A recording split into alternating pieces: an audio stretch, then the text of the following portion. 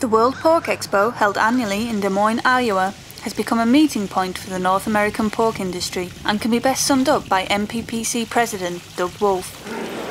The World Pork Expo offers the latest in information on pork marketing, management, legislative updates, animal health, environmental topics, and other issues affecting the pork producer business.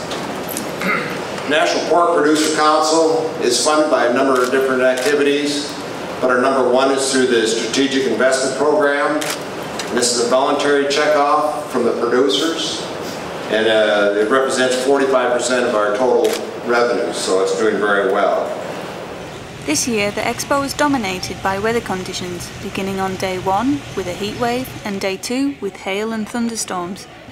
The weather was a topical subject for US pork producers, and the stormy skies were a good representation of the US pig industry's fight against rising feed prices, as weather conditions contributed to heavy corn and wheat losses, with droughts in the southern states and flooding along the Mississippi. 2011 is shaping up to be a very difficult year for the pork industry. There's a level of heightened nervousness over the ability of producers to locate and obtain feed. Globally, we're seeing lots of volatility in all of the grain markets, which is again causing some nervousness for producers as they're making plans through to the end of this year, and we're looking nervously at what the harvest is going to be here. We're hopeful that we'll get a large harvest. While the weather dictated the hospitality outside, inside the Varied Industries building, more than 450 commercial exhibits entertained visitors. Some exhibitors were there just to show their presence, whilst others promoted new or improved services. While we're here at World Pork Expo this year, we're focused on introducing our new Grow Finish program, which is accelerated profitability. And what that means to the pork industry is what we've been working on for 2 years, is how we can redefine nutrition and how we feed pigs. And that is in a way that allows us to reduce reliance on corn and use other ingredients and still be able to maximize performance and health and obviously increase customer profitability. Inside, the halls remained consistently busy throughout the 2.5 days of the Expo. Some exhibitors also chose to display their new products outside. We have a new technology called the feed meter. Essentially what it is a dynamic weighing device that allows you to measure feed through a regular feed line.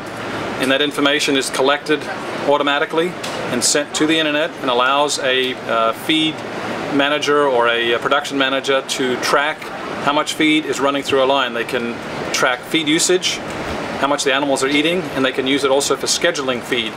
Here in the United States and in Canada, there's a lot of need to track what's in the bin. So we have a way to use this technology to determine how much feed is left in the bin, so they can determine when they have to order feed and not allow the bins to run out of feed. Various business seminars were held throughout the Expo, and during a visit by Han Duk-soo, the US Ambassador for South Korea, he expressed the significance of the pending US-South Korean Free Trade Agreement, which is expected to have strong beneficial effects on pork trade. The stakes for both our countries are high, and time is running out.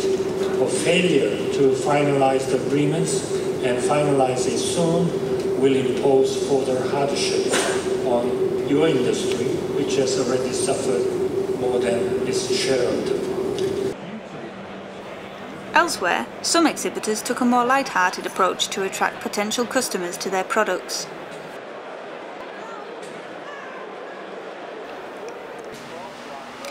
Meanwhile, in the so-called cattle barn, the National Junior Swine Show, which attracts youth exhibitors from throughout the country, took place each day of the Expo. Junior showmen and swine breeders exhibited some of the best market hogs and breeding animals available as they competed for top prizes. Adding to the fun was the annual pig races, with Lindsay Lohan and Oprah Swinefree battling it out on the race course.